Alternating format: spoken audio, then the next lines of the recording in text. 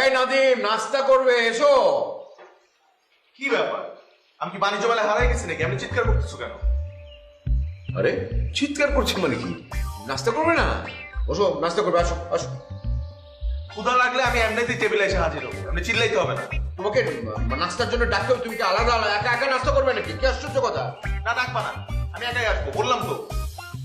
না না, তুমি একদম আশকারা দিয়ে দেখ, তুমি কিন্তু মাথায় তুলে ফেলছো। না, বলতে হবে তো যে না, এভাবে চলতে পারে না তো, নাস্তা করতে হবে তো। থাক না, তুমি খাও তো। আরে ছোট মানুষ, বয়স কত? ও তো এখন এরকমই করবে। ঠিক আছে। নাও।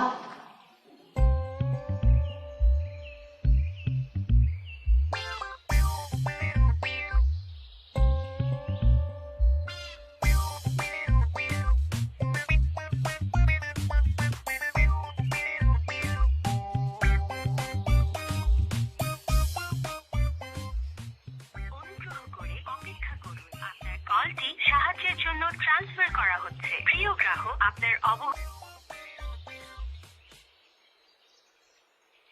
অনুগ্রহ করে অপেক্ষা করুন, আপনার কলটি সাহায্যের জন্য ট্রান্সফার করা হচ্ছে।